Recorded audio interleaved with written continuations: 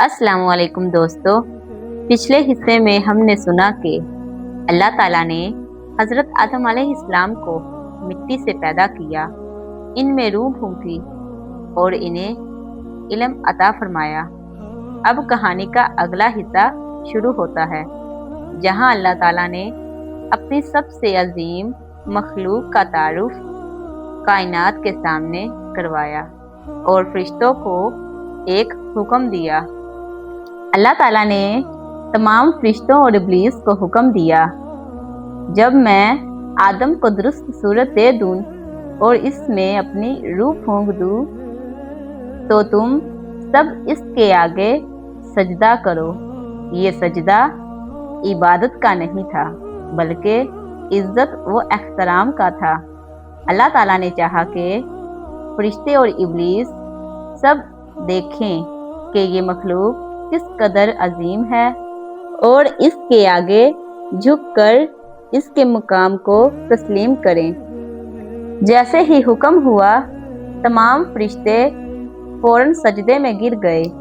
हजारों, लाखों, करोड़ों फरिश्ते एक साथ झुक गए।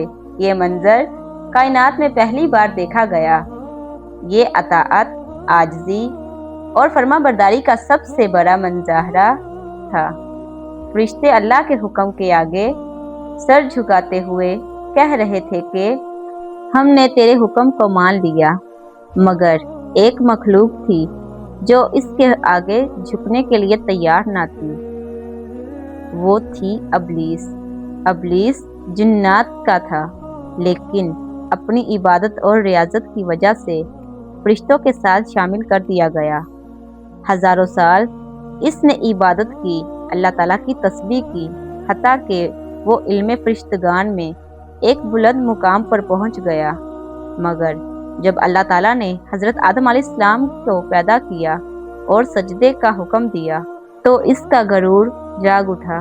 अल्लाह ताला ने इब्लीस से पूछा, ऐ इब्लीस, जब मैंने हुक्म दिया तो तूने सजदा क्यों ना किया? इब्लीस ने तकब्बुर से जवाब दिया, मैं इससे बेहतर हूँ। तूने मुझे आग से पैदा किया और इसे मिट्टी से। ये कायनात की पहली नाफरमानी थी। ये तकब्बुर की पहली मिसाल थी। अल्लाह ताला ने फरमाया, निकल जा यहाँ से, बेशक तू मरदूद है। इब्लीस पर अल्लाह ताला की लानत नाजिल हुई। जो मकाम इसने हजारों साल की इबादत से हासिल किया था, वो लम्हे भर में छिन गया।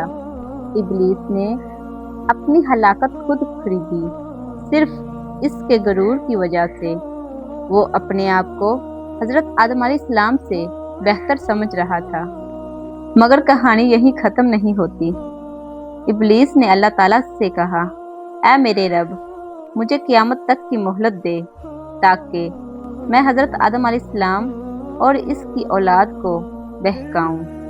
अल्लाह ताला ने फरमाया, तू क़यामत तक की मोहलत पाएगा, मगर याद रख, मेरे मुखलिस बंदों पर तेरा कोई जोर ना चलेगा।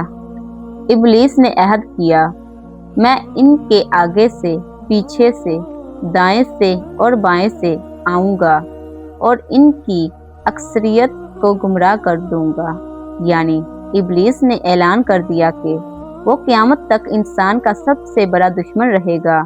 यानी ये लम्हा इंसान और शैतान की दुश्मनी की बुनियाद था।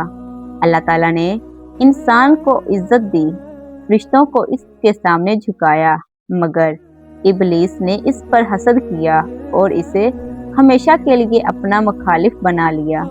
तो दोस्तों, ये था हज़रत आदम अलैहिस्सलाम की कहानी का दूसरा हिस्सा। यहाँ हमने देखा कि एक तरफ फरिश्तों ने अल्लाह ताला के हुक्म के आगे झुककर अताअत की और दूसरी तरफ इब्लीस ने तकब्बुर करके अपने आप को हमेशा के लिए बर्बाद कर लिया। ये वाक़या हमें ये सिखाता है कि गरूर और तकब्बुर सबसे बड़ी हलाकत है, चाहे कोई कितना ही बड़ा आबद व जाहिद क्यों ना हो। अगले हिस्से में हम ये सुनेंगे कि हज़रत आदम अलैहिस्सलाम और अम्मा हवा को जन्नत में कैसे रखा गया और वहाँ क्या कुछ पेश आया।